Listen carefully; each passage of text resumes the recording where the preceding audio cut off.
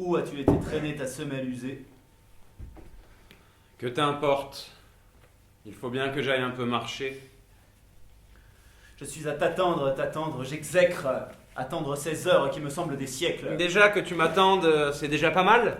Puisqu'en m'attendant, tu rêves de l'animal que tu désires voir prisonnier de ta langue. Alors fais-moi voir que ton corps est prisonnier de ce rêve que j'aurais ainsi de t'aimer.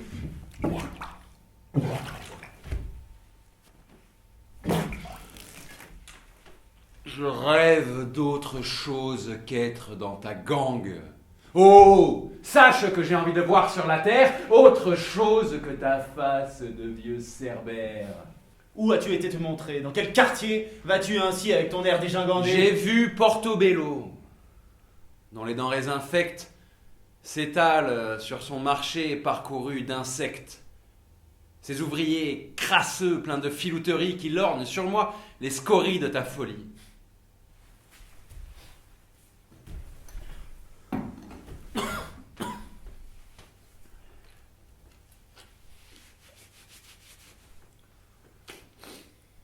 Mais est-ce que tu as au moins mangé de quoi soutenir ta santé contre les coups du froid? Un homme, apitoyé en voyant ma misère, m'a demandé si je n'avais pas faim peut-être. Que si je voulais avoir quelque nourriture, je pouvais avec lui tenter une aventure. Je l'ai accompagné jusque dans sa maison où il couve ses rhapsodies de vieux garçon, et quand j'ai vu sa chambre remplie de désordre, j'ai compris le malheur dont cet homme déborde. Avec un bec de gaz, il a chauffé la poêle et cuit quelques restants de carcasse animale. Nous avons partagé cette viande douteuse avant que je me livre à sa prise amoureuse. Car aujourd'hui, il faut, pour avoir à manger, se donner à être aimé par un étranger qui désire goûter notre viande après qu'elle a été renforcée d'autres viandes mortelles. C'est pourquoi je rentre si tard de promenade. Veuille m'en pardonner, avare camarade.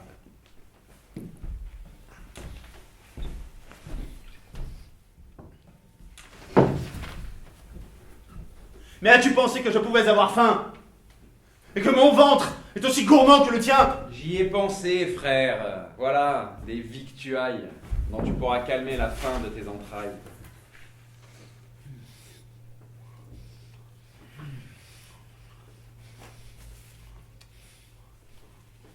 C'est bien d'avoir pensé à celui que tu aimes, pour qu'il ne doive pas longtemps faire carême.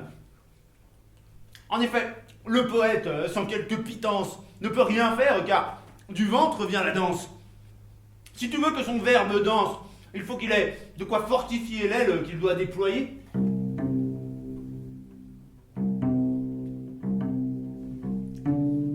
Voyez ces deux Français arrivés de Belgique. Ne sont-ils pas minables, fouilleux, criminels? Pourquoi venir ici, dans l'île britannique, cacher la déraison de leur déport charnel? Mais qu'attendent-ils donc de cette ville atroce? Quelle illumination espèrent-ils trouver? Pourquoi ensevelir dans cette grande fosse la dégustation d'un horrible péché? Ils en seront punis, croyez-moi, je les vois, dans de longues douleurs payer leurs fautes immondes, et longtemps ravaler les baves de leur honte, avant de trébucher au fond du désarroi.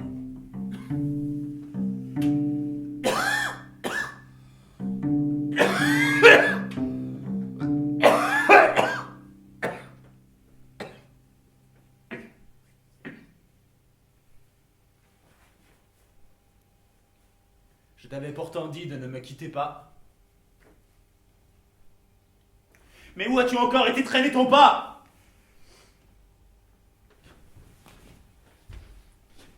Je refuse de vivre sans savoir la route où tu vas mener tes errances. Je redoute sans cesse qu'un jour tu disparaisses soudain. Je ne sente plus ton parfum enfantin.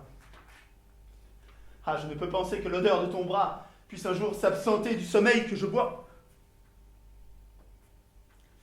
Où as-tu été erré? Dis-moi, sinon je ferai un geste irrémédiable. Parce que n'oublie pas le foyer quitté pour la folie. De partir avec toi, ça, jamais ne l'oublie.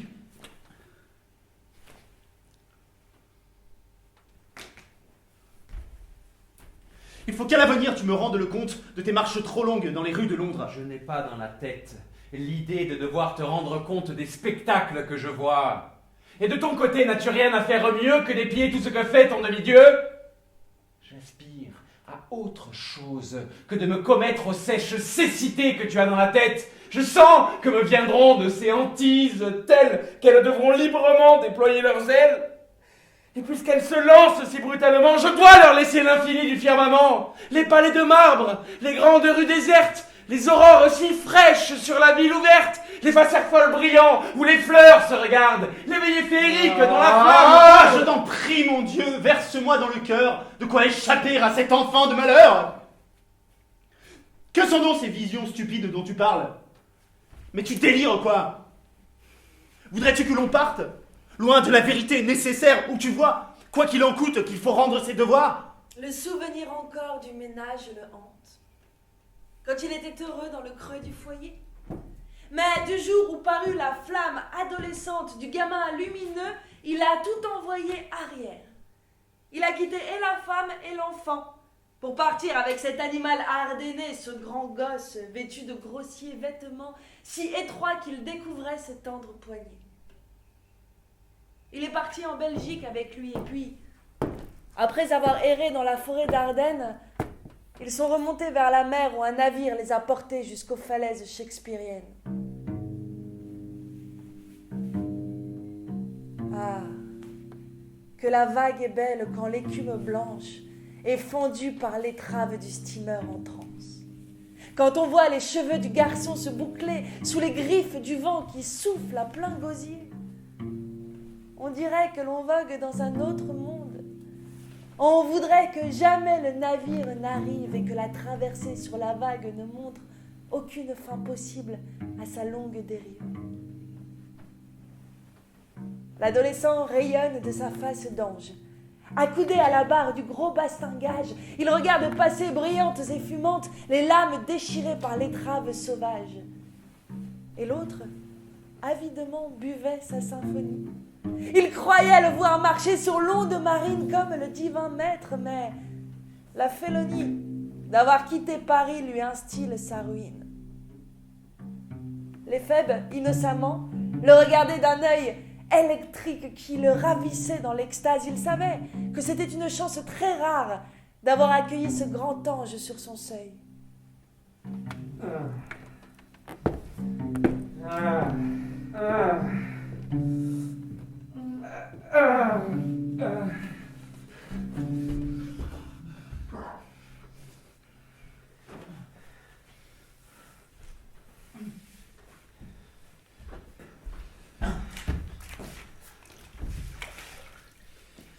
Bon Dieu, ne pourrais-tu te laver un peu plus? Mais comment se laver quand l'eau manque et qu'en plus il gèle à pierre fendre dans cette soupente? Ton haleine fait penser à la fosse où vont se vider les tuyaux intestins par le fond. Crapule! Pourquoi ainsi me martyriser? Comme si j'étais chargé de tous les péchés. J'aime la propreté de la peau, je déteste les relents d'une aisselle ancienne qui empeste. Mais pourquoi ne vas-tu pas jusqu'à vouloir que nous soyons purs esprits de la tête à la queue? Je t'en prie, camarade, épargne à mon organe de devoir affronter les pannes de ton âme. Tu sais que je veux souffrir pour te satisfaire tous les lavages que tu juges nécessaires. C'est surtout ton cerveau que je veux que tu laves, pour le nettoyer de ses pesantes entraves. Qui sont donc ces deux hommes? Pourquoi vivaient-ils ensemble, soudés par ce dangereux exil? Pourquoi ont-ils quitté le lieu de leur naissance? Pourquoi s'enfoncent-ils dans cette histoire étrange? Qu'est-ce donc qu'ils poursuivent? Quelle est cette quête qui bourdonne dans l'habitacle de leur tête? Leur pays serait-il d'une ambiance si laide qu'il leur faille en Angleterre trouver de l'aide?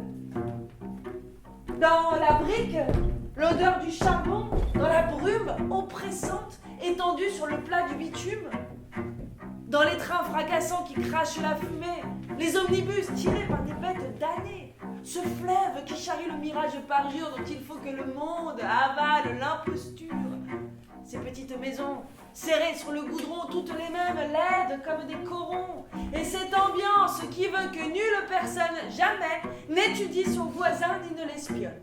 Personne ne connaîtra personne jamais jusqu'à sa mort et depuis le jour où il naît. Ainsi, souvenez-vous, Chateaubriand crut-il mourir à Londres sans sortir de son exil. Ainsi, ces deux amis pourraient périr ici sans qu'aucun homme ne les reconnaisse aussi. Pourtant, je les aime. Je les trouve magiques. Ces deux Français venus aux îles Britanniques, espérant que dans ce pays, ils parviendraient à s'arracher à tous leurs traits d'esprit français.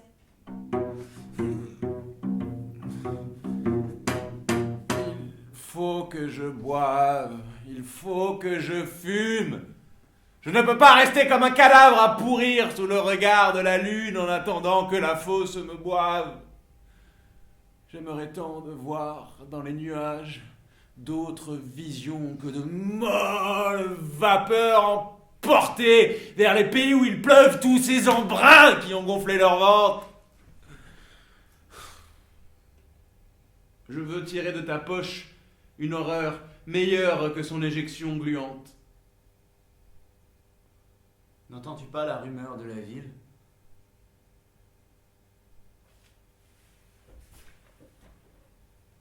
Cette chanson douce que l'on nous donne, la musique consolante et facile qui sort du corps si émouvant de l'homme. Ne vois-tu pas combien cela étonne d'être simplement présent dans le monde? Que c'est tranquille, alors que cela débonde les flots d'aigreur que l'on a dans le cœur. Pourquoi toujours cette moue qui raconte que tout ne serait que grossière erreur? Il faut que ça éclate! Ah, mon âme, il faut en aller au-delà des cercles, chercher cet air que ton être réclame, briser ce ciel pesant comme un couvercle. J'en ai assez de ce temps qui m'encercle, de cet espace clos comme un tombeau. Et puisqu'il faut découvrir du nouveau, je briserai l'ordre de cette race. Grâce à l'éclatement de mon cerveau, je fleurirai au-delà de l'espace. Et le loyer? C'est pour quand? J'en ai marre de vos têtes de dévoyés, de vos histoires qui n'en finissent pas de s'allonger toujours. Il faudra déguerpir et qu'un autre séjour vous trouviez pour faire crécher votre GN. Vous n'avez qu'à rentrer chez vous. Votre parcours, allez le renfoncer dans vos forêts d'Ardennes. Alors, mes livres sterling, mes shillings, c'est pour quand? Et si dans la cloche de bois à foutre le camp, vous aviez l'intention, alors je vous le jure, qu'on vous rattraperait et que serait très dure la punition d'ainsi déserter ma maison. Dépêchez-vous de me payer votre facture, sinon vous goûterez la paille des prisons.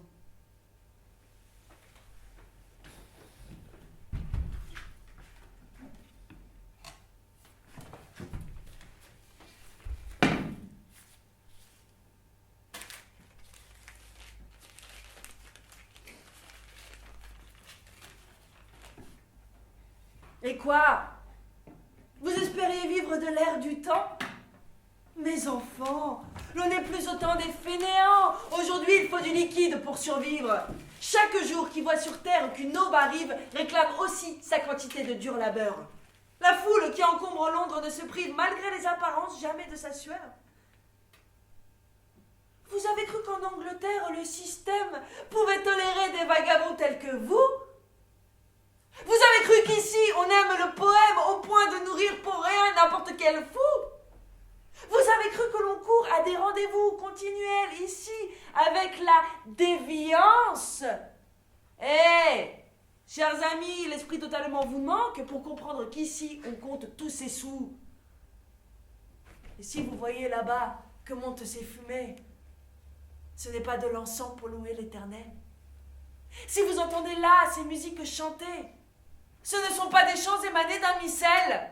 Et si vous voyez ces gens marcher en rituel, ce n'est pas pour glorifier la venue du bonheur descendu sur terre, mais la vue continuelle d'un travail perpétuel.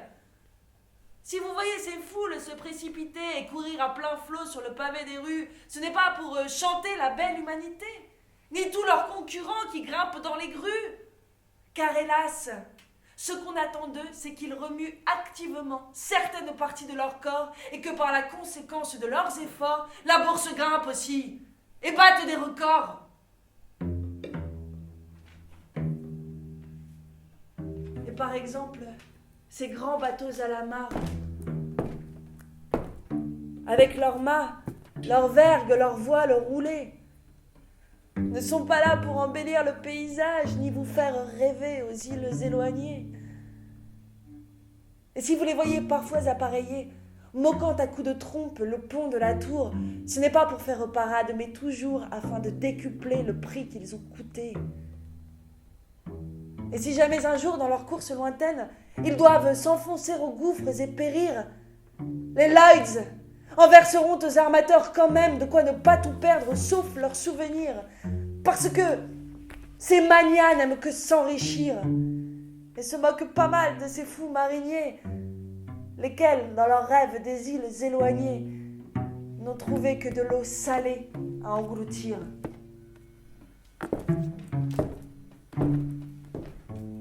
Tu te souviens de la foire à Saint-Gilles? Et des chevaux de bois, tu te souviens? Des femmes traînant leurs formes graciles, leurs enfants, leurs amants, très faubouriens. Ah, comme ça saoulait. On était loin, alors très loin de ce qu'on voulait fuir. Et les clameurs, la musique, les cuivres, les graisses chauffées lançant leurs odeurs, la foule où l'on se perd, où l'on est ivre, d'enfin se sentir naviguer ailleurs. Nous y avons été tant de journées que nous ne savions plus qui nous étions. Notre esprit nous manquait. Nos joues tannées par l'air ouvert nous tiraient sur le front. Nous avancions sans plus faire attention ni au jour ni à l'heure qu'il peut être. Alors j'ai été vraiment le poète, dont on dira poète il a été, parce que les poésies qu'il a faites alors chantaient cette réalité. Nous étions deux vagabonds en Belgique. Nous circulions dans ce pays bizarre, à Walcourt, à Charleroi. La musique de ce pays nous poussait dans les foires, à Saint-Gilles ou ailleurs. Le tintamarre de la foule passant près des guinguettes, mangeant des paix de nonnes, faisait fête. Sans vouloir d'aucun œil inquisiteur regarder, personne ne voulait être celui qui nuirait à tout ce bonheur.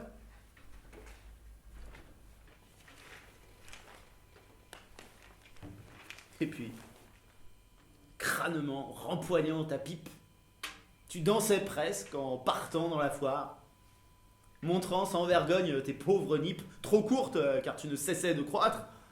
À 17 ans, un garçon assez notoire continue de grandir et ta stature continuait d'étendre sa nature jusqu'à dépasser toute conception. Ah. J'en ai dû goûter l'épreuve dure quand tu entras en illumination. Nous étions drôles, pas vrai, tous les deux, en train d'aller dans la ville magique.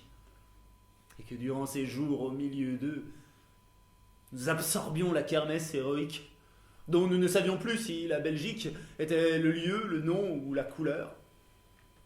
Alors, après avoir marché des heures, comme des fous dans la foule stupide, nous rentrions étendre notre fatigue, l'un contre l'autre, cœur contre ton cœur.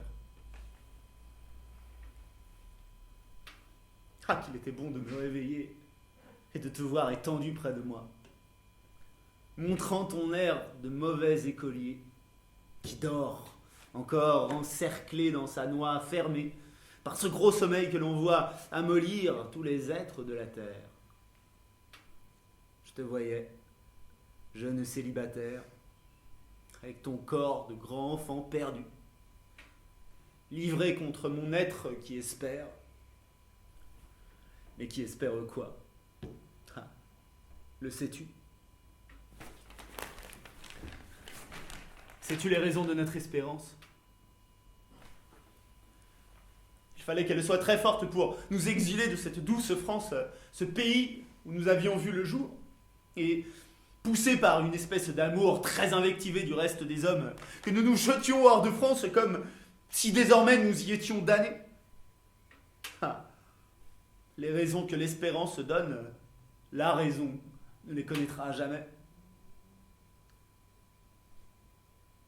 Je te voyais déguster ton sommeil, la tête renversée dans les étoiles. Ah. J'aurais voulu entrer dans ton crâne pour partager ton rêve. Ah. La merveille de savourer sans pourtant qu'il s'éveille ce qui travaille le cœur de l'amant. Vous avez déjà vu ces chiens qui n'en finissent pas de courir dans leurs rêves? On se demande comment, en dormant, ils peuvent avoir le goût de courir. Moi, quand je te voyais ainsi dormir, j'essayais, en pensée, de te rejoindre. Ah, quelle est terrible la tragédie d'être cloîtré sans ne pouvoir l'enfreindre, cette cellule du je qui jamais ne quitte sa façon d'être autre. Mais ne pourrait-on cesser de l'être pour celui qui aime tant qu'il veut toujours pénétrer l'autre au fond de ce qu'il est?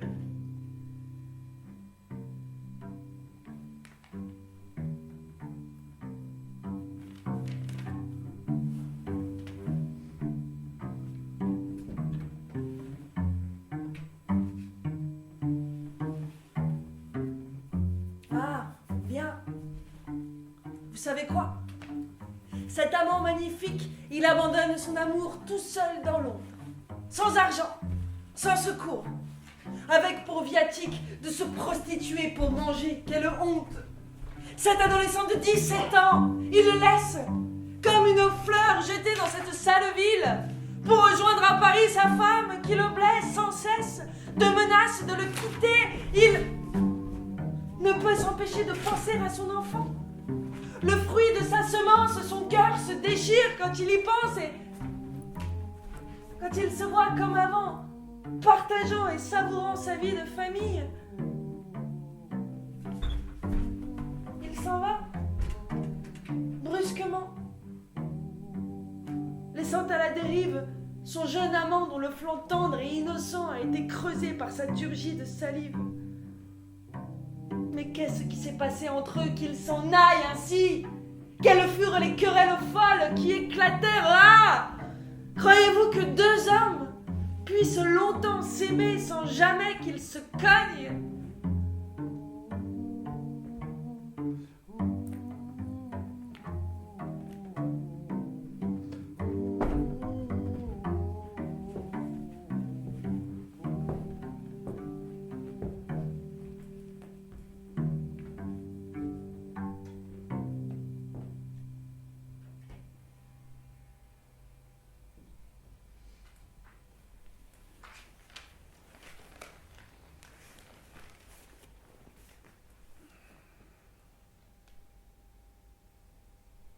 On m'a appelé l'homme aux semelles de vent. Ces gens-là ignorent ce que c'est que marcher. Marcher n'est pas rêver en regardant les astres, le nez en l'air, le front perdu dans les étoiles. Marcher est une astreinte qui souvent fait mal et maudire le sol où chaque pas se marque. Et quand on a le ventre au fond de ses talons, et quand on a la soif qui vous brûle la bouche et qu'on n'a rien à manger ni à boire, l'on est bien obligé de souffrir ce que l'on souffre. Et puis, il y a la longueur de la distance, quand on sent que les jambes rentrent dans le ventre et qu'on voit le soir arriver sans savoir où l'on couchera pour éviter de geler sous la mince étoffe d'une veste qu'on rajuste sans cesse pour réchauffer un coin de son buste. Puis se lever avant l'aube, tellement on a froid, tellement on sent claquer son menton. Marcher, c'est voir longtemps l'horizon qui s'éloigne. Tant qu'à la longue, on est tout à fait abruti par la cadence incessante qui nous témoigne que l'abrutissement est loin d'être fini et qu'il nous faudra, faute d'avoir atteint le but, se faire un lit d'herbe sèche sur le fossé, et essayer sans avoir rien mangé ni bu de se reposer, et enfin se déchausser. Ah! On est loin des belles métaphores, loin. Les semelles de vent qui te décorent, loin du charme adolescent lancé à l'aventure. Tu as dû endurer les cailloux de la route. Tu les as tous comptés sous ta semelle, toute crevée de raboter cette caillasse dure. Si tu jouissais de quelque argent dans ta poche, peut-être pouvais-tu, dans un hôtel bancroche, étendre ta fatigue et apaiser ta faim. Sinon, il te fallait mordre dans une miche de pain bis, encrassée par ta besace chiche, et boire l'eau chauffée dans un bidon d'étain.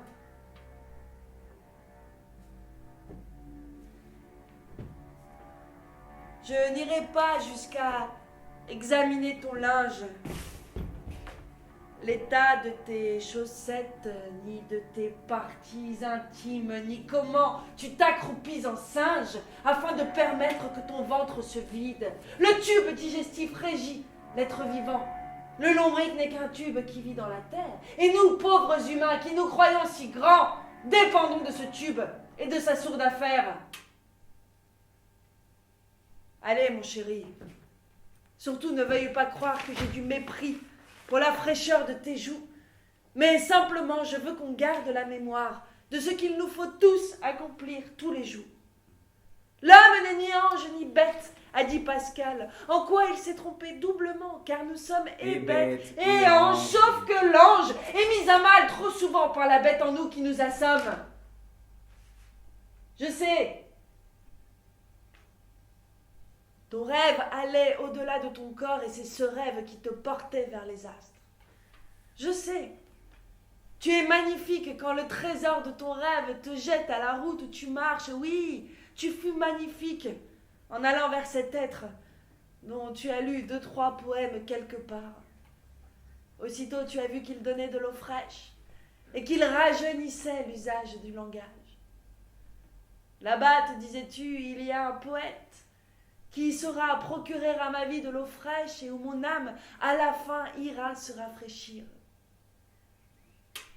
Mais quand tu as vu la saleté de la ville, où il s'usait avec des poètes débiles, tu lui as donné l'ordre aussitôt de partir. Et lui a senti l'ordre aussitôt l'investir. Il a abandonné sa femme et son enfant pour partir avec l'ange semelle de vent. Or, lui avait 10 ans de vie supplémentaire. Il avait plus que toi vécu sur cette terre. Il était marié. Il devait gagner sa vie. Toi, tu étais un enfant venu de l'Ardenne à pied pour t'en aller d'une vie qui te gêne et dont les murs jaunis détruisaient ton génie. Tu as cogné à la porte de son ménage. Tu as craché dans le cénacle où il se fane. Tu as cassé sa carrière de rond de cuir. Lui, il a vu ta splendeur taiseuse et rancunière, laquelle lui criait de quitter sa tanière pour qu'à hauteur de l'être, il arrive à grandir. Ah, de l'air! Il faut de l'air parce que la flamme a besoin de grand air, sinon elle se fane. Et donc, hors de Paris, il fallait que tu fuis. Paris est une pute infecte et ridicule, dont l'entrecuisse empêche toute majuscule émancipation de la respiration. Or, nous voulons respirer. Parce que le souffle est le signe de l'être, sinon il étouffe. Comme un oiseau dont l'aile manque d'extension.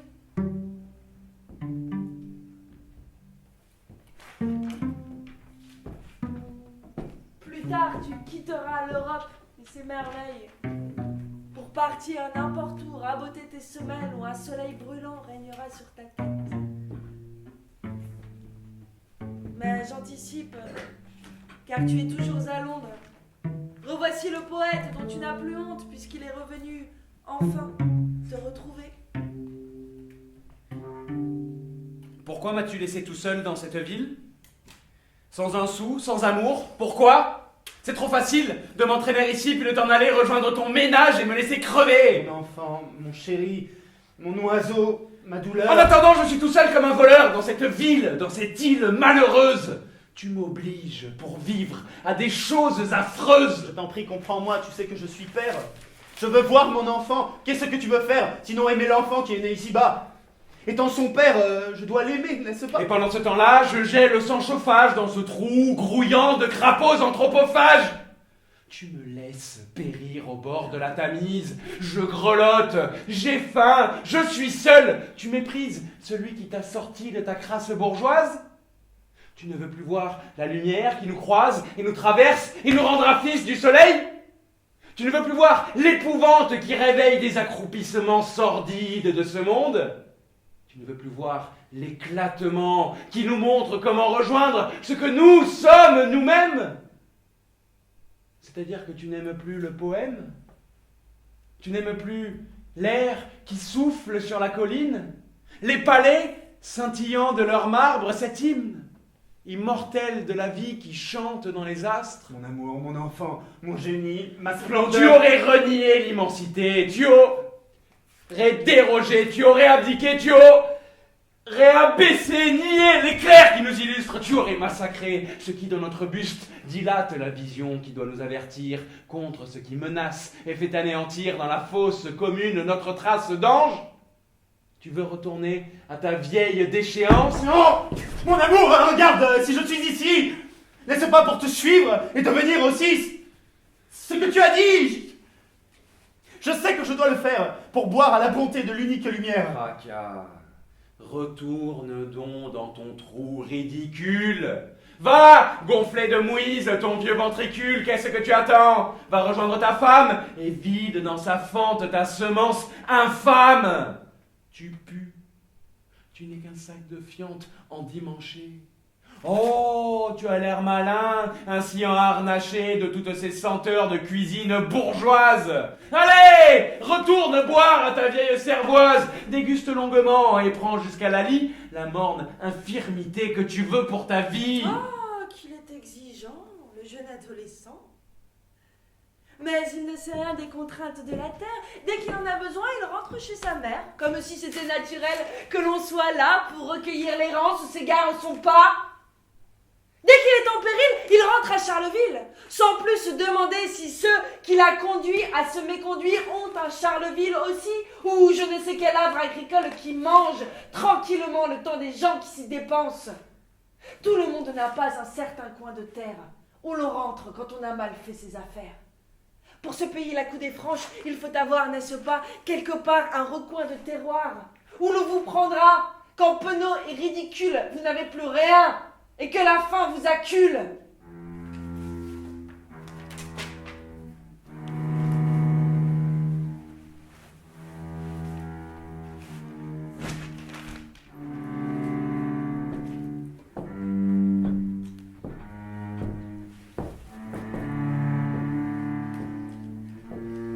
Tu ne peux pas savoir tout ce que j'ai souffert lorsque je me suis vu repris par cet enfer. Paris, les beaux-parents, la criaille constante, la vaisselle, les langes partout qu'on voit pendre, et la répétition surtout de l'arsenal écrasant qui gouverne le train familial. Et je pensais à toi. Je disais vite, vite, que je le retrouve, vite, que je mérite d'enfin pouvoir respirer comme je le veux. Ah, revoir sa tignasse, humer ses cheveux, empreints de leur parfum de charbon maléfique.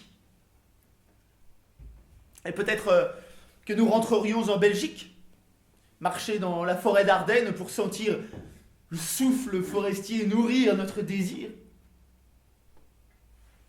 Hélas, l'Eurostar n'allait pas encore à Londres. L'Eurostar. L'Eurostar. Qu'est-ce que tu racontes? L'Eurostar est un train qui plonge dans la terre pour, à grande vitesse, aller en Angleterre. Mon chéri, tu es fou. Comment veux-tu aller en train? Et la Manche, comment la traverser? On creusera un tunnel par-dessous la Manche pour, à grande vitesse, aller dans l'île Blanche. Les trains iront aussi vite que des obus. À prendre un de ces trains. Ah, je l'aurais voulu pour quitter cet enfer et venir te rejoindre. Tu verras bientôt les avions supersoniques. En quelques heures, traverser tout l'Atlantique. Tu es fou. Et d'abord, qu'est-ce donc qu'un avion? Tu as vu Gambetta monter dans un ballon afin de s'évader de Paris assiégé? Eh bien, je te le dis. On verra des engins plus raides, plus rapides faire leur chemin. Ils auront des tuyères qui brûleront l'air et les feront aller plus vite que l'éclair. Le monde ne sera plus calées et venues, foudroyantes au-dessus des planantes nues. On entendra du bruit, mais on ne saura pas comment, au fond du ciel, on se croise là-bas. Et tu verras venir à toi un homme qui, 1 heure avant, était encore à Helsinki. Oh, qu'est-ce que tu rêves? Qu'est-ce que je rêve? De quoi vite te joindre et te revoir, mon frère. Et partir avec toi le plus vite possible, vers les rêves les plus lointains de l'impossible. Toujours cette folie des damnés de la terre, qui fuient les charges qui sont pourtant nécessaires. Toujours cette folie qui vole, tourne leur tête et les affole. Mais qu'est-ce que ces damnés ont donc comme substance pour qu'il faille toujours tomber dans la démence? Toujours dans la démence ils tombent, espérant fuir ce qui les plombe. Ils redoutent d'avoir un sac sur les épaules et périr dans la geôle où les autres se vautrent. Ils redoutent de s'engloutir aux vieilles soutes du nadir. Telle est la raison pour laquelle ils fuient la vie habituelle des gnomes qui n'ont pour envie que répéter très mornement la construction d'un monument dont le bouquet final est du sable qui coule et s'en va périr dans le néant d'une goule. Soleil,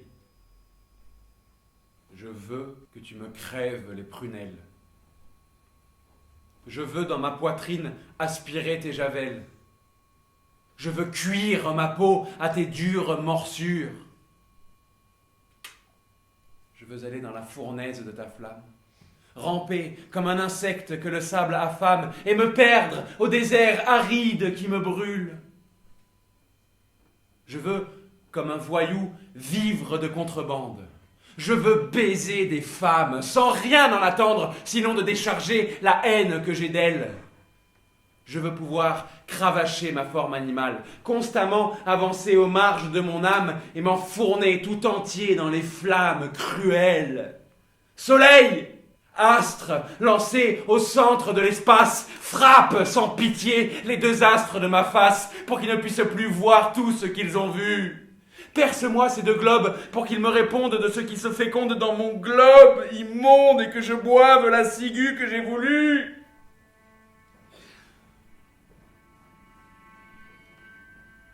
Je me vois, claudiquant sur la surface offerte, aux rayons suppliciants qui me frappent la tête. Je me vois complètement détruit par l'assaut sur mon cerveau de la chaleur éblouissante, laquelle me fera parfaire à ma descente dans la fournaise qui consumera mes os.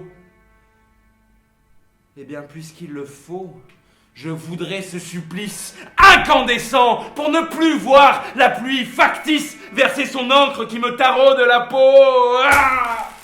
Poison dégoûtant, vieille flash noirâtre froide qui écrase les gens au coin de l'âtre. Je veux pour ma destinée d'un autre tombeau. Qu'arrivera-t-il de mon pas sur cette route infernale qui me fait suer goutte à goutte tout ce que j'ai pompé dans le ciel de l'Ardenne? Je me vois, claudiquant sur la surface atroce, du sable insupportable arrachant toute force à mon genou atteint de l'horrible gangrène. Je claudique perdu sur la surface hostile, si lointaine de mon humide Charleville où si longtemps j'ai attendu de m'en aller. Je me traîne lamentablement dans le four éblouissant où j'ai voulu m'exiler pour échapper aux parois de ce trou désolé. Dans ce désert encore plus désolé, je marche en claudiquant de ma jambe qui se détache, comme tout mon être détaché du réseau, d'attendre comme un veau attaché à l'étable qu'on le détache et qu'on lui transperce le rable pour être débité et vendu par morceaux. Désormais, je veux boire à toutes les boissons poivrées. Il me faut avaler tous les poisons. Soleil, crève-moi de ta folle promesse et que par ta brûlure, en toi, je disparaisse.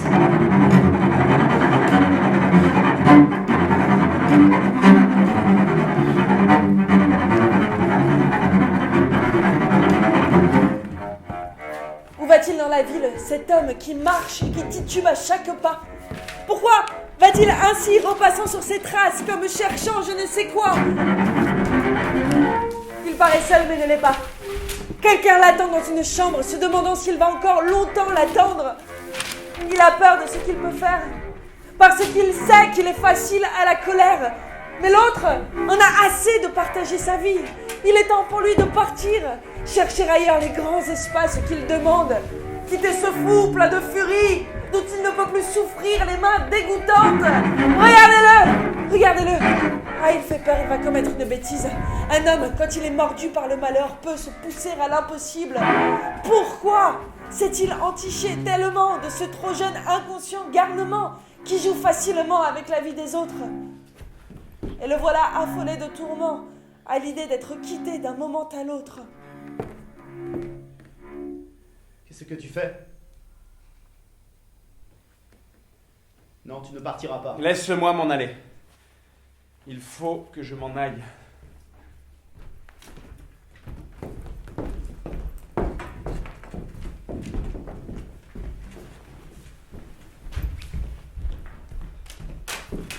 Je te préviens.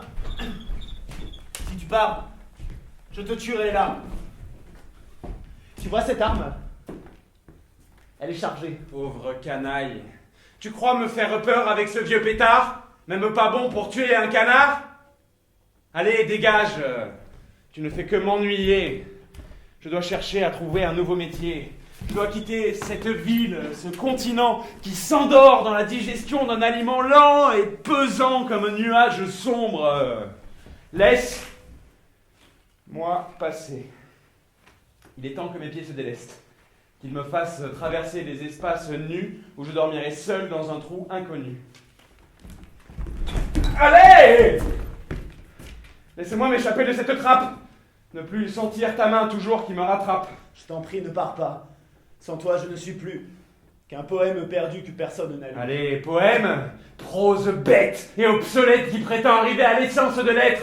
Allez, tu me fais rire avec cette scansion qui sent la vieille école et manque Je d'invention. t'en supplie, arrête.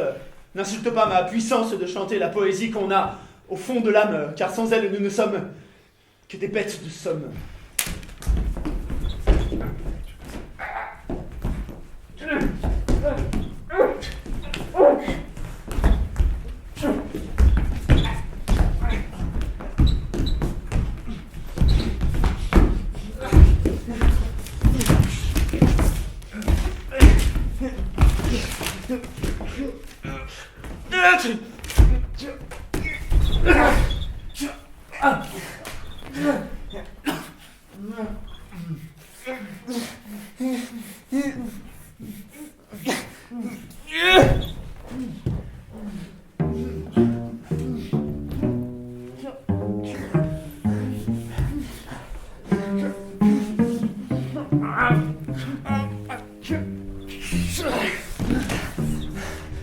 Les sanglots longs et violents de l'automne laissent mon cœur sur un cœur monotone. Blesse mon cœur sur un cœur monotone. Sous ce cochon de pleine blanche. Je me souviens. Je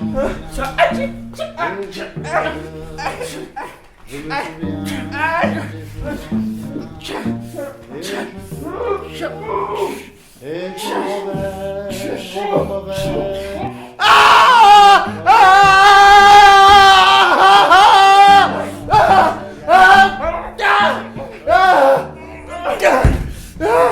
souviens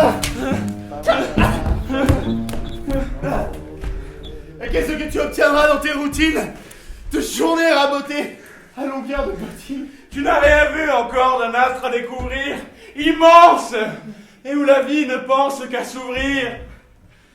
Ah, la terre n'est pas ce que tu t'imagines. Pour se nourrir, il existe d'autres cuisines que le brouet mauvais dont tu fais ta pâture. J'ai besoin de mesurer avec ma chaussure toute la surface de la circonférence. Il me faut pour le faire abandonner la France, l'Europe, ces bataves raides protestants qui n'en finissaient pas de compter tout le temps l'argent qu'ils ont tassé dans leur vieille galère. Allez, la terre est plus vaste que l'Angleterre. Allez, je dois aller au désert aride pour y voir le néant qui bâille sur le vide. Mais tu es fou. Tu te perdras. Tu vas connaître un rabougrissement horrible de ta tête. Tu vas détruire tout à fait ce qui est propre à cette grâce rare qui te vient d'Europe. Assez. Assez. Assez de bavardage. Tu vois que j'ai déjà fait mon bagage. Laisse-moi. Que je passe, que je quitte ce pays, cette ville trop petite et dont j'ai bu assez la bière mièvre.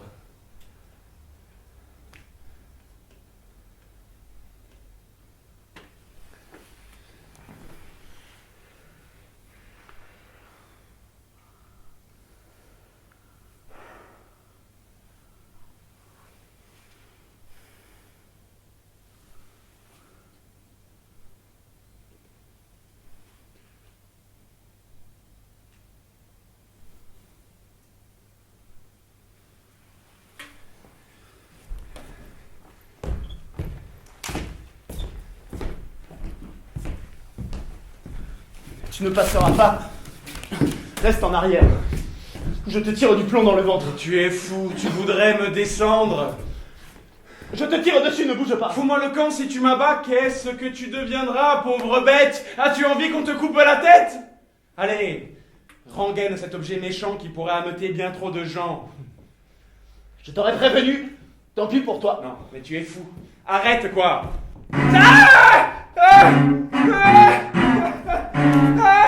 Ah, je crève. Mais tu n'as pas tué mon rêve. Je saigne, mais je ne suis pas mort. Et tout m'enseigne, ici, à m'en aller vite. Quittez les furies de cet excité. Police, police, arrêtez vite cet homme, ce démon. Mettez-le en prison qu'il y moisisse le plus longtemps possible. Le plus longtemps.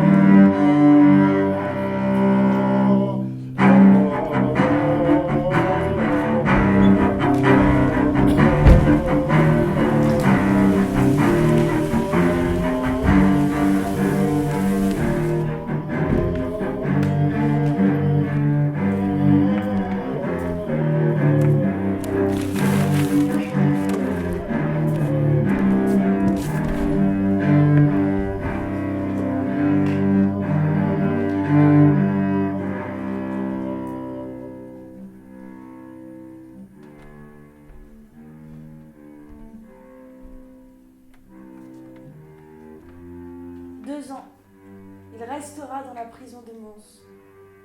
voyant par-dessus le toit le grand ciel qui monte. 2 ans, il restera, écoutant la rumeur qui vient de la ville lui monter sur le cœur.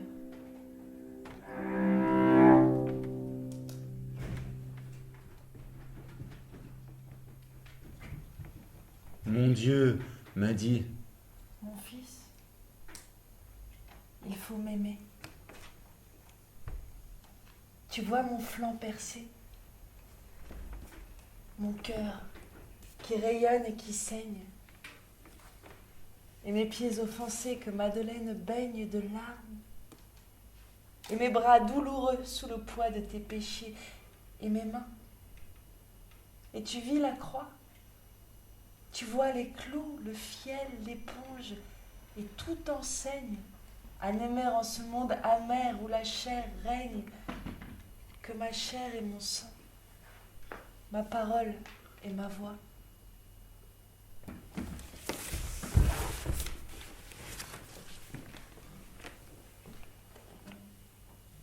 Ne t'ai-je pas aimé jusqu'à la mort moi-même? Ô mon frère en mon père, ô mon fils en l'esprit. Et n'ai-je pas souffert comme c'était écrit? N'ai-je pas sangloté ton angoisse suprême? Et n'ai-je pas sué la sueur de tes nuits, lamentable ami qui me cherche où je suis?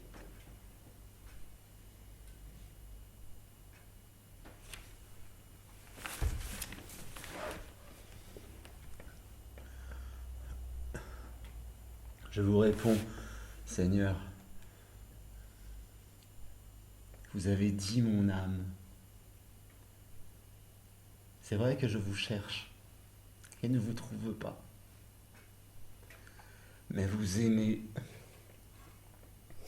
Voyez comme je suis en bas. Vous dont l'amour toujours monte comme la flamme.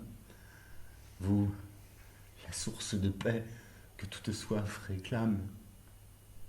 Hélas, voyez un peu tous mes tristes combats. Vous aurais-je adoré la trace de vos pas sur ces genoux saignants d'un rampement infâme? Et pourtant je vous cherche en long tâtonnement. Je voudrais que votre ombre au moins vêtît ma honte. Mais vous n'avez pas d'ombre, en vous dont l'amour monte, en vous, fontaine calme, amère aux seuls amants de leur damnation, en vous, toute lumière, sauf aux yeux dont un lourd baiser tient la paupière. Il faut m'aimer. Je suis l'universel baiser.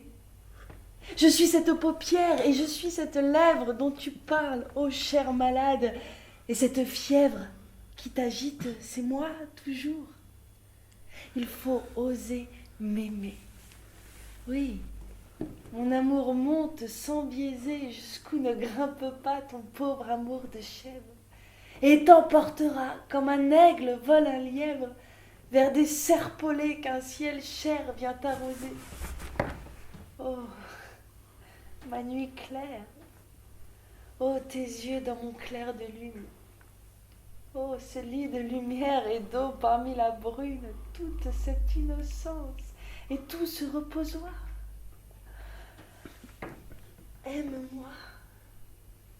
Ces 2 mots sont mes verbes suprêmes, car étant ton Dieu tout-puissant, je peux vouloir, mais je ne veux d'abord que pouvoir, que tu m'aimes.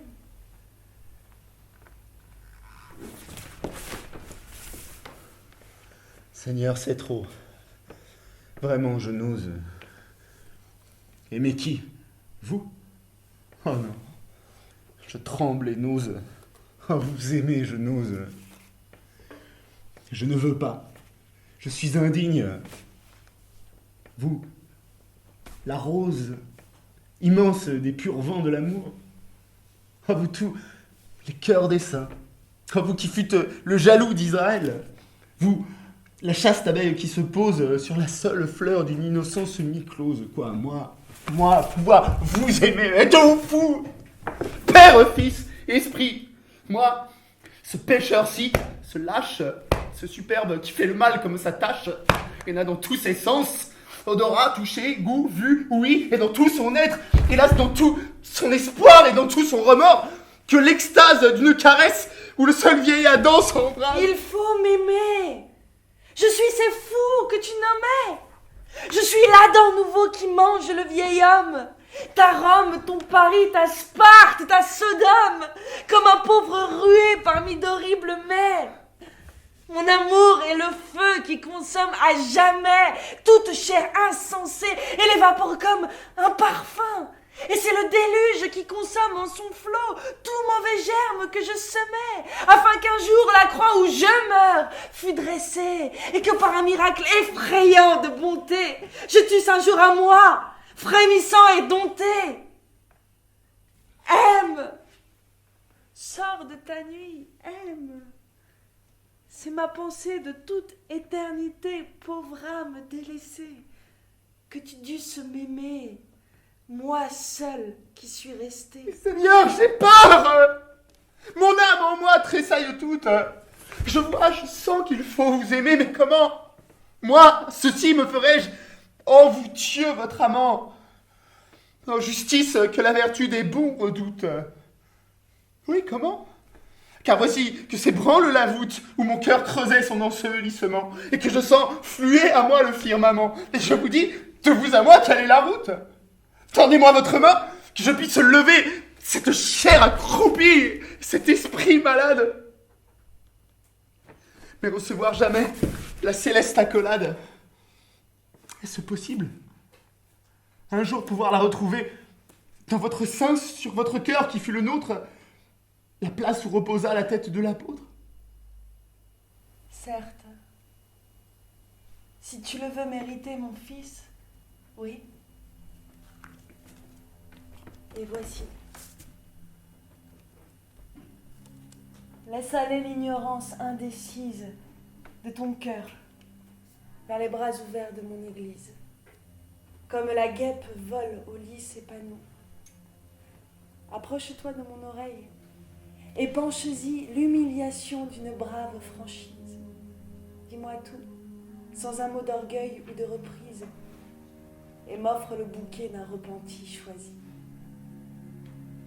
Puis franchement et simplement, viens à ma table, et je t'y bénirai d'un repas délectable auquel l'ange n'aura lui-même qu'assister. Et tu boiras le vin de la vigne immuable, dont la force, dont la douceur, dont la bonté feront germer ton sang à l'immortalité. Ah Seigneur, qu'ai-je? Hélas, me voici tout en larmes. D'une joie extraordinaire, votre voix me fait comme du bien et du mal à la fois. Et le mal et le bien, tout a les mêmes charmes. Je ris, je pleure, et c'est comme un appel aux armes d'un clairon pour les champs de bataille, où je vois des anges bleus et blancs portés sur des pavois. Et ce clairon m'enlève en de fières alarmes. J'ai l'extase et la terreur d'être choisi. Je suis indigne, mais je sais votre clémence. Ah, quel effort, mais quelle ardeur, et me voici plein d'une humble prière. Encore qu'un trouble immense brouille l'espoir que votre voix me révéla, et j'aspire en tremblant. Pauvre âme, c'est cela.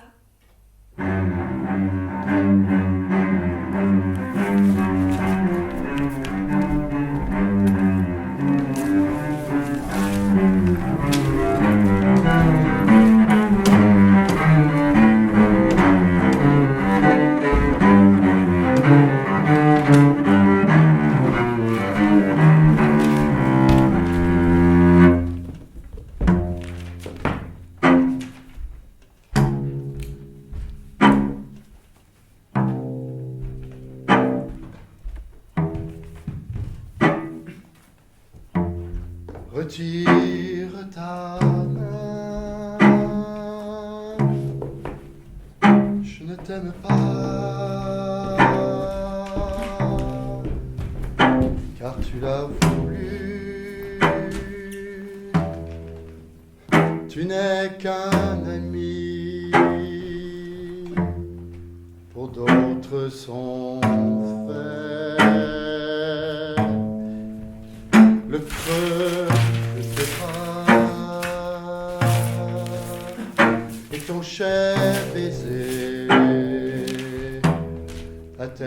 s'est endormi.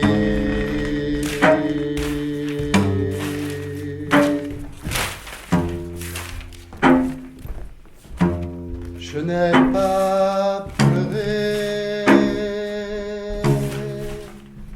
je n'ai pas souffert,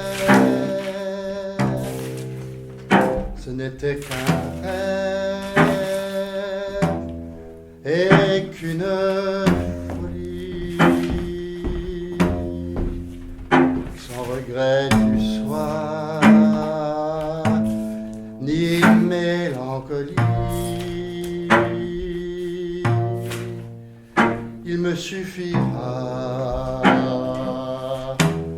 de voir ton bonheur.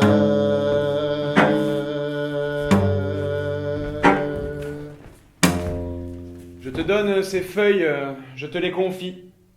Tu en feras ce que tu veux, tout ça est bien passé, c'était une autre vie. Et à présent, adieu.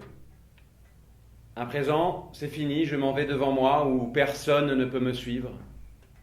Je te donne ces poèmes qui sont parfois traversés d'invectives. Je vais partir à pied vers un port, vers la mer, en espérant pouvoir gagner un horizon meilleur pour me calmer les nerfs et me sentir moins prisonnier. Prends ces feuilles, tu reconnaîtras l'écriture que j'ai eue en ces moments-là, quand nous avons vécu tous deux cette aventure que nous crûmes pleine d'éclat. Nous avions besoin, n'est-ce pas, de poésie, et pas celle que l'on faisait dans ces cénacles remplis de paralysie, car nous voulions un air plus frais. À présent, je m'en vais à pied, droit devant moi, mais toi tu restes en arrière pour voir comment petit à petit je me noie au sable du désert. Puisque tu le veux, je n'ai rien à dire. Tu sais mieux que moi ce que tu dois faire. Lorsque quelque chose te tire, on ne peut jamais t'en distraire. Je garde ces pages que tu me donnes. Je les garde pendant que tu t'en vas. Pendant que moi, je reste comme amarré à un ciel plus bas. Je garde ces pages que nous vécûmes quand nous étions à Londres tous les deux.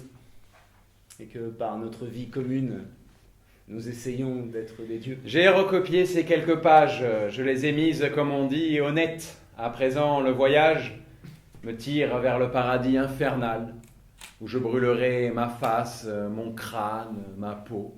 Oui, je m'en vais. Je vais errer à la recherche d'animaux sauvages qui savent mieux vivre. Je vais dans un sinistre empire dont on ne connaît rien, sinon les quelques lettres de son nom.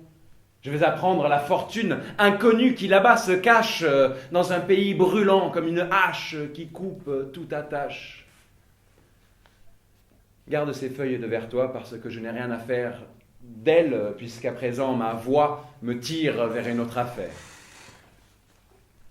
Tu sais, les 2 années où je fus prisonnier, j'ai dû réfléchir à la vie. Je crois aujourd'hui en être mieux armé, de meilleure philosophie. Mais qu'est-ce que tu veux? La philosophie est jouet de ce qu'on a au corps. Et toi, ton corps, je le connais, si beau, si fier qu'il doit flamber à mort, alors... Que veux-tu que je te dise? Va-t'en. Va-t'en. Jusqu'à t'en brûler la cervelle.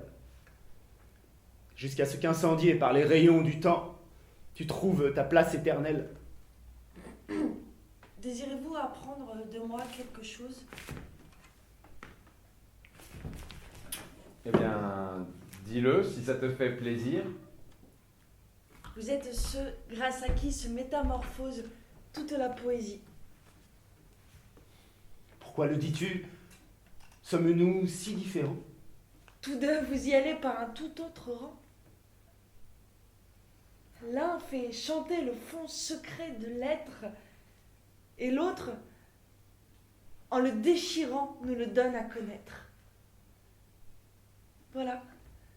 L'on vous dira à ceux qui ont fait que la poésie, grâce à eux, est d'un tout autre effet. Très bien. Très bien. Trêve de bavardage. Adieu, frère, je pars. Mais je reste avec toi, puisque dans les futurs virages de ton âge, tu penseras toujours à moi. Et les voilà séparés à jamais.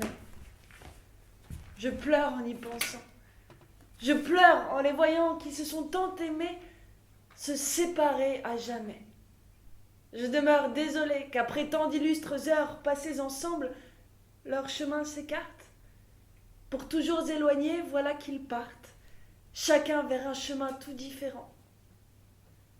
L'un se perdra dans la caillasse ingrate, et l'autre dans un naufrage aberrant.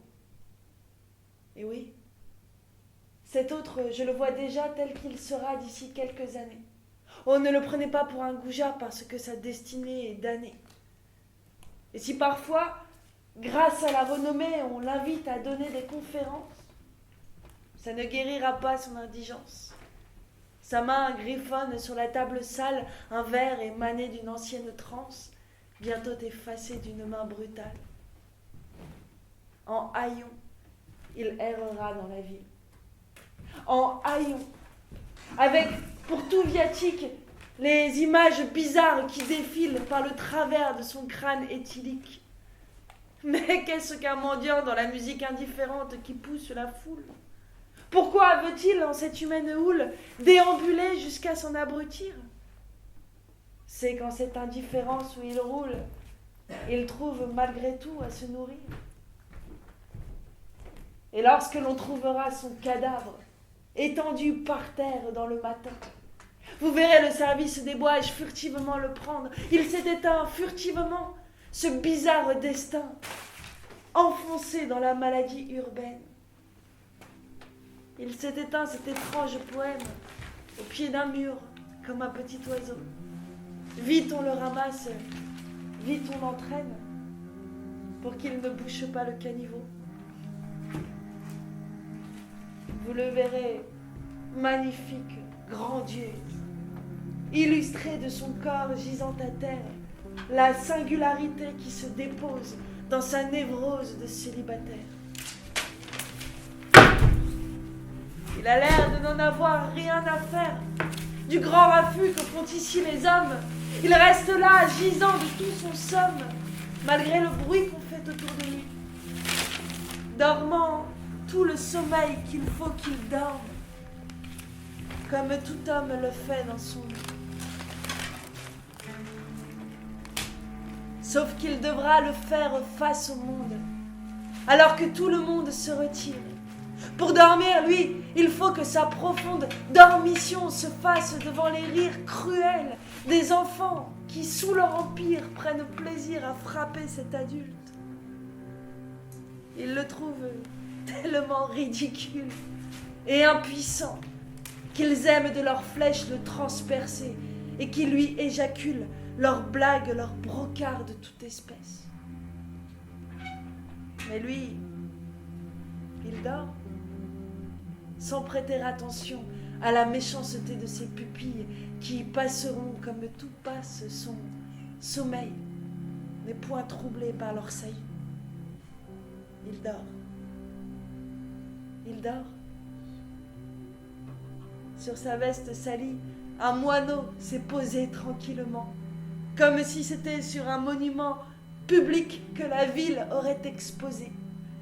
Et puis, l'oiseau s'envole comme un ange passant qui n'aurait fait que passer.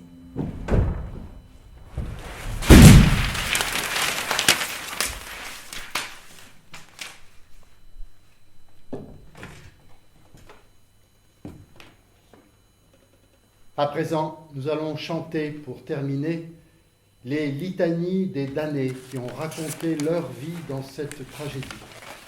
Tous ensemble, ils vont réciter leur litanie, comme on faisait jadis aux vieilles liturgies infinies que l'on récitait. Celle de la Vierge Marie, ou même celle de Satan, que le poète, en sa folie, osa écrire dans son temps. Les litanies des damnés seront clamées à votre oreille pour la tragédie terminée et en achever la merveille.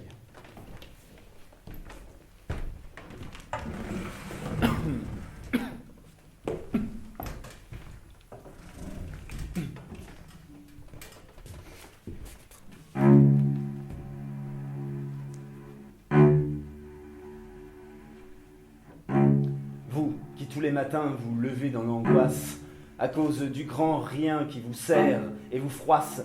Ô damnés, soyez fiers de cette âpre carrière que vous faites encourir votre être sur la terre. Vous qui courez les rues et battez la campagne, pour mieux apercevoir comment le sort vous poigne, ô damnés, soyez fiers de cette âpre carrière que vous faites encourir votre être sur la terre. Vous qui fendez les flots sur de frêles navires pour sentir l'agonie vous prendre dans ses vrilles, ô damnés, soyez fiers de cette âpre carrière que vous faites encourir votre être sur la terre. Vous qui restez prostrés devant des paysages pour y sentir chanter je ne sais quel message, ô damnés, soyez fiers de cette âpre carrière que vous faites encourir votre être sur la terre. Quand vous descendez dans l'arène cruelle pour obtenir un peu d'ivresse sexuelle, ô damnés, je vous prie de redresser la quille hasardeuse de votre dangereux navire. Alors que la solitude vous rend stupide et vous fait chavirer dans les horreurs du vide, ô damnés, je vous prie de redresser la quille hasardeuse de votre dangereux navire. Lorsque vous avez mal au ventre ou à la tête pour avoir trop failli à ce qu'il vous faut être, ô damnés, je vous prie de redresser la quille hasardeuse de votre dangereux navire. Quand l'âpreté du gain vous rend méconnaissable et détruit la beauté que votre âme réclame, ô damnés, je vous prie de redresser la quille hasardeuse de votre dangereux navire. Quand vous oubliez de lever vers les étoiles vos regards affamés de visions sidérales, ô damnés, je vous prie de redresser la quille hasardeuse de votre dangereux navire. quand le ciel est bouché de buildings si nombreux qu'il coupe la hauteur que désirent vos yeux, ô damnés, résistez de votre humble disgrâce afin de nous donner les charmes de l'espace. Quand notre oui hélas, est sans cesse assailli par l'infâme discours d'une engeance avilie, ô damnés, résistez de votre humble disgrâce afin de nous donner les charmes de l'espace. Quand la drache s'obstine à enfoncer sa haine dans le long corbillard de l'expérience humaine, ô damnés, résistez de votre humble disgrâce afin de nous donner les charmes de l'espace. Quand la bêtise avec son front très boursouflé cogne contre la porte pour vouloir entrer, ô damnés, venez vite rafraîchir notre âme de la musique émanée de ceux qui vous damnent. Quand la camarde vient avec ses dents avides nous signifier la fin de nos rêves splendides, ô damnés, venez vite rafraîchir notre âme de la musique émanée de ceux qui vous damnent. gloire et louange à vous dans les hauteurs où les astres allument leur faible lueur, et dans les souterrains de la vie quotidienne où rampent les géants de l'humaine géhenne. Apprenez-nous chaque jour à refaire taire les discours arrogants qui règnent sur la terre, et que remémorant votre folie étrange, nous nous envolions sur vos grandes ailes blanches, afin de trouver dans vos célestes folies un peu de quoi sauver nos misérables vies. Gloire et louange à vous, ô damnés dans les sphères, d'où vos fronts scintillants nous lancent leur lumière.